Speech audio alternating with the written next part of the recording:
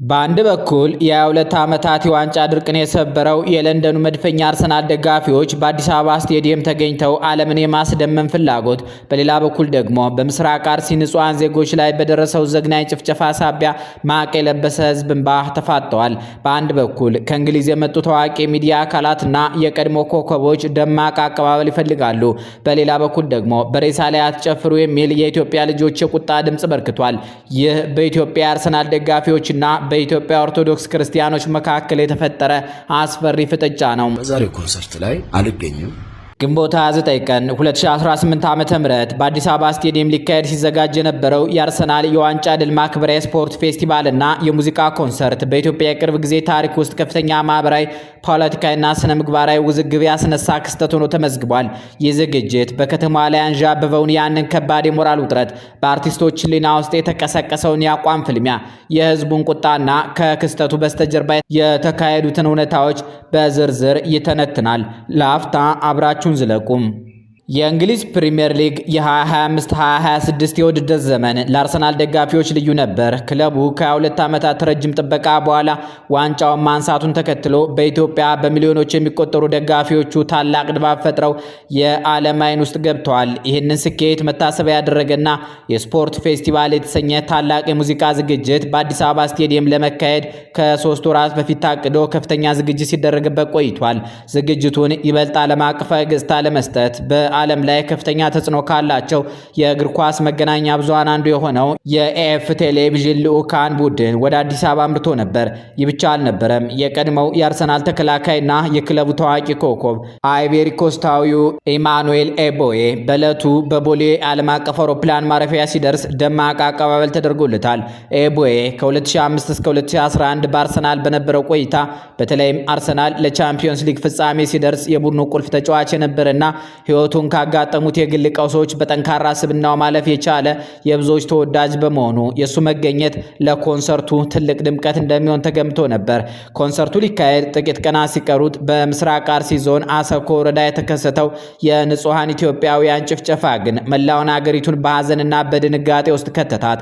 በተለይም የኦርቶዶክስ እምነት ተከታዮች በነበሩ ንጹሃን ሕፃናትና እናቶች ላይ የደረሰው ጥቃት ማህበራዊ ሚዲያውን በቁጣ አጥለቀለቀው። በዚህ ወቅት ነበር ጎረቤት እንኳን ሲያዝን ድምጽ ከፍ ተደርጎ አይሳቅም የሚለው የኢትዮጵያውያን ጥንታዊ ባህልና የኮንሰርት ይደረግ ወይም አይደረግ ክርክር ፊት ለፊት የተጋጩት። ታዋቂው ጋዜጠኛ ኤልያስ መሰረት ባስተላለፈው መልእክት የአዘጋጆቹንና የአርቲስቶቹን ድርጊት አጥብቆ ተችቷል። ኤልያስ ቃል በቃል ህዝብ ሐዘን ላይ ሲሆን ጊዜና ሁኔታን መጠበቅ የግድ ነው። የዚህ ፕሮግራም አዘጋጆችና አርቲስቶች ህዝብ ማቅ ለብሶ እያለና ሟቾች እንኳን በቅጡ ባልተሰበሰቡበት ጊዜ ድግስ ጥላችሁ ከህዝብ ጋር እየተላተማችሁ መሆኑን ወቁት። እድሜ ልካችሁን አእምሯችሁን የሚወቅሳችሁን ነገር ከማድረግ ተቆጠቡ የሚል ምክር አስፍሯል። በተጨማሪም መንግስትን በጉዳዩ ላይ እልህ በመጋባትና ህዝብ ላይ በማላገጥ የወቀሰው ጋዜጠኛው የዜጎችን ጭፍጨፋ ለማስረሳት በሚመስል መልኩ ከፍተኛ ክፍያ የተከፈለው የውጭ ሀገር ታዋቂ ቲክቶከር ለማስመጣት ጥረት እየተደረገ መሆኑን በማጋለጥ የትችቱን ጦር አሰልፏል። ሌሎች ታዛቢዎችም ጉዳዩን ከሞራልና ከማህበራዊ ኃላፊነት አንጻር በመመልከት ለጋዛ ህጻናትና ለሌሎች ዓለም አቀፍ ጥቃቶች ድንበር ተሻግሮ የሚራራ ስብና ከአዲስ አበባ ጥቂት ኪሎ ሜትሮች ርቆ ለተከሰተ ፍጅት ሐዘን ባይሰማው እንኳ ዝምታን መምረጥ ነበረበት በማለት አዘጋጆቹን ወቅሰዋል። ይህ ማህበራዊ ጫና በአርቲስቶች መካከል ትልቅ መከፋፈልን ፈጥሯል። በአንድ በኩል ኮንሰርቱን ማቋረጥ የኢኮኖሚና የውል ግዴታ ኪሳራ የሚያስከትልባቸው አዘጋጆች ሲኖሩ፣ በሌላ በኩል ደግሞ ከህዝብ ሕሊናና ከእምነታቸው ጋር መጣላት ያልፈለጉ አርቲስቶች ውሳኔ ማሳለፍ ጀምረዋል። የመጀመሪያውን የንቅናቄ ማዕበል የጀመረችው ድምፃዊት ራሔል ጌቱ ነበረች። ራሔል ባስተላለፈችው ይፋዊ መልእክት እንደ አንድ የህዝብ ልጅና የኦርቶዶክስ እምነት ተከታይነቴ በአሁኑ ወቅት የተሰማው ሐዘን የኔም ሐዘን ነው። ምንም ነገር ከሃይማኖቴ በላይ ስለማይሆን በዛሬው ኮንሰርት ላይ አልገኝም ብላለች። ይህን ተከትሎ አንጋፋው ድምፃዊ ታደለ ሮባ ተመሳሳይ ውሳኔ አስተላልፏል። በመጀመሪያ አርሲ በወገኖቻችን ላይ በደረሰው የሞት አደጋ የተሰማኝን ሐዘን እየገለጽኩ በዛሬው ዕለት በአዲስ አበባ ስታዲየም ላቀርበው የነበረውን የሙዚቃ ዝግጅት መሰረዜንና ኮንሰርቱንም እንደማልሳተፍ በትህትና ገልጻለሁ ብሏል። የመድረክ መሪው ኤምሲ ቴዲ እንዲሁ በአሁኑ ሰዓት ያለው ሐዘን የኔም ሐዘን ነው በማለት ለአዘጋጆቹ ይቅርታ አቅርቦ ከዝግጅቱ ወጥቷል። በአንጻሩ ተወዳጁ ድምፃዊ ሳሚዳን መጀመሪያ ላይ ከማኔጅመንትና ከአዘጋጆች ጋር ረጅም ስብሰባ ካደረገ በኋላ ኮንሰርቱ እንደማይቀርና እንደሚሳተፍ አስታውቆ ነበር። ሳሚዳን ለውሳኔው ያቀረበው ምክንያትና መከላከያ የሚከተለው ነበር።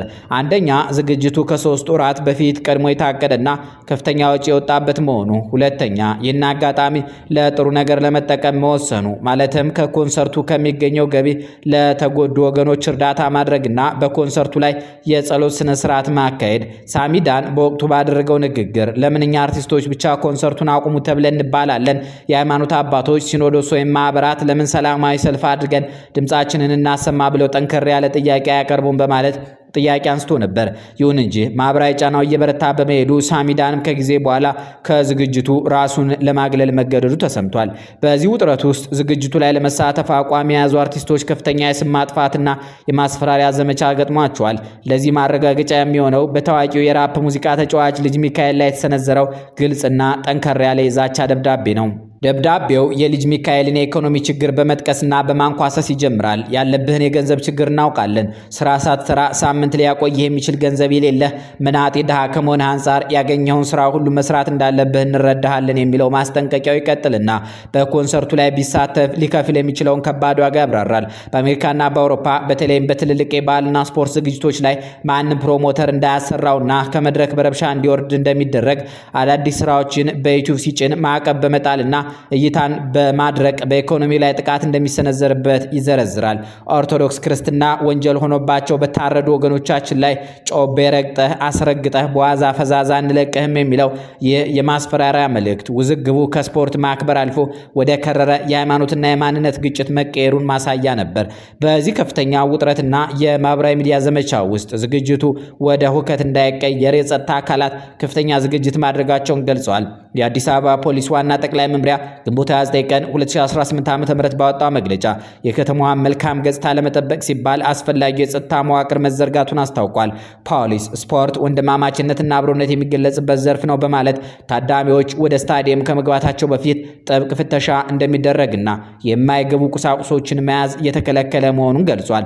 ህብረተሰቡ አጠራጣሪ ነገሮች ሲያጋጥሙት በነፃ የስልክ መስመሮችና በዜጎች ተሳትፎ መተግበሪያ ጥቆማ እንዲሰጥ ጥሪ አቅርቧል። ይህ የፖሊስ መግለጫ በአንድ በኩል ዝግጅቱ በሰላም እንዲጠናቀቅ ዋስትና ለመስጠት የታለመ ቢሆንም በሌላ በኩል ግን በከተማዋ ላይ አንዣቦ የነበረውን ስውር የጸጥታ ስጋት የሚያሳይ ሆኗል። ህዝባዊ ቁጣው እየገነፈለ ባለበትና ኮንሰርቱ የመንግስትን ቸልተኝነት ያሳያል በሚል በተቃውሞ ማዕበል በተመታበት በዚሁ ሰዓት ከማዕከላዊ ዜና አውታሮች ሌላ ሰበር መረጃ ወጥቷል። በምስራቅ አርሲ ዞን የአሰኮ ወረዳ ላይ ለተከሰተው የጸጥታ መላላት ተጠያቂ ናቸው የተባሉ አካላት ላይ እርምጃ መወሰድ መጀመሩ ተሰምቷል። በጋዜጠኛ ኤልያስ መሰረት የተረጋገጠው መረጃ እንደሚያመለክተው የወረዳው ፖሊስ አዛዥ አቶ አባቡ አብደላ በቁጥጥር ስር የዋሉ ሲሆን የወረዳው የሰላምና ጸጥታ ኃላፊ ደግሞ በቁጥጥር ስር ለማዋል ሲፈለጉ ከአካባቢ ተሰውረው በማምለጣቸው ክትትል እየተደረገባቸው ይገኛል። ይህ እርምጃ በህዝቡ ዘንድ የነበረውን ቁጣ በከፊል ለማቀዝቀዝ የተደረገ ጥረት ቢሆንም በአዲስ አበባ ስቴዲየም የተደገሰውን የደስታ ድግስ ሙሉ በሙሉ ከማህበራዊ ጫና ነፃ ሊያደርገው አልቻለም። ግንቦት 29 ቀን 2018 ዓ.ም በአዲስ አበባ ስቴዲየም ሊካሄድ የታቀደው ይህ የስፖርት ፌስቲቫል የኢትዮጵያ ማህበረሰብ ምን ያህል በሀዘንና በደስታ በሞራልና በጥቅም በማንነትና በዓለም አቀፋዊነት መካከል እንደተከፈለ ያሳየ ትልቅ መነጽር ነው። ክስተቱ ለአዘጋጆች፣ ለአርቲስቶችና ለፖለቲከኞች ያስተላለፈው ትልቅ መልእክት ቢኖር በማንኛውም ሀገር ውስጥ የሚደረጉ ትላልቅ የመዝናኛ ሁኔታዎች ከሀገሪቱ ወቅታዊና ማህበራዊ ስነልቦናዊ ሁኔታ ተነጥለው ሊታዩ እንደማይችሉና የህዝብን ስሜት ያልጠበቀ ማናቸውም እንቅስቃሴ ከፍተኛ ዋጋ እንደሚያስከፍል ነው። አበቃን። ሰላም ይስጥልን።